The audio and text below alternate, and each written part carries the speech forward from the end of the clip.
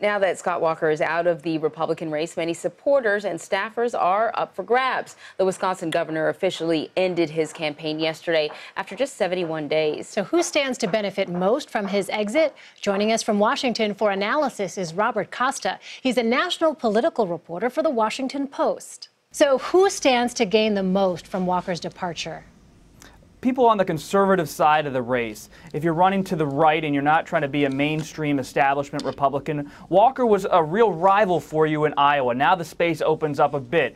Ben Carson, Carly Fiorina, perhaps even Ohio Governor John Kasich, others who are just trying to get some kind of momentum in Iowa, in South Carolina, in those more conservative states. Do you think the candidates can learn any lessons from Walker's short-lived campaign?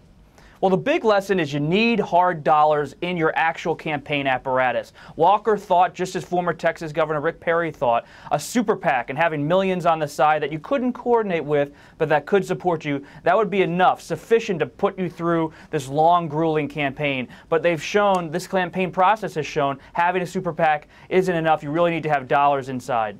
So what does Walker's exit mean in terms of the establishment candidates? I'm looking at Jeb Bush, who's still in the single digits. He's at 9%. What needs to happen now for some of those candidates?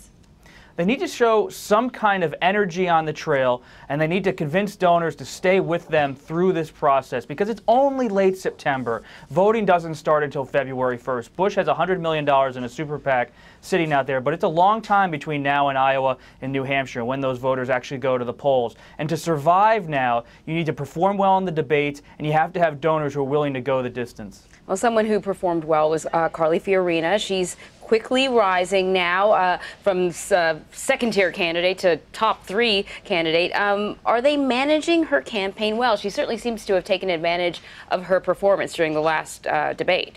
I've spoken to allies of Fiorina. They're taking lessons from both Donald Trump and Scott Walker. They look at Walker's campaign. He had a big staff. He had to pay a huge network of associates in Iowa, New Hampshire, South Carolina. She's going to keep more of a bare bones operation while still trying to build a network and a ground game in these early states. Her lesson from Trump, be friendly with the media. Make these appearances on the late night talk shows. Keep your name out there in the bloodstream so your candidacy doesn't fade.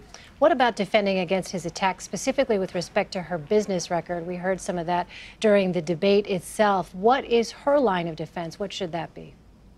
Her line of defense is that the economy at the time was having its trouble, that Silicon Valley and all these tech companies were going through their own troubles at the time, and she thinks HP's own experience while she was at the helm was very similar to other companies. I spoke to Donald Trump yesterday on Monday, and he told me he's going to come right at Fiorina on her business record, just as he did in the debate. He told me he's not going to likely run ads against Fiorina, but he believes she is vulnerable. Fiorina has been fierce in attacking Trump for his own business record. All right, Robert Costa from the Washington Post. Thank you so much. Thank you.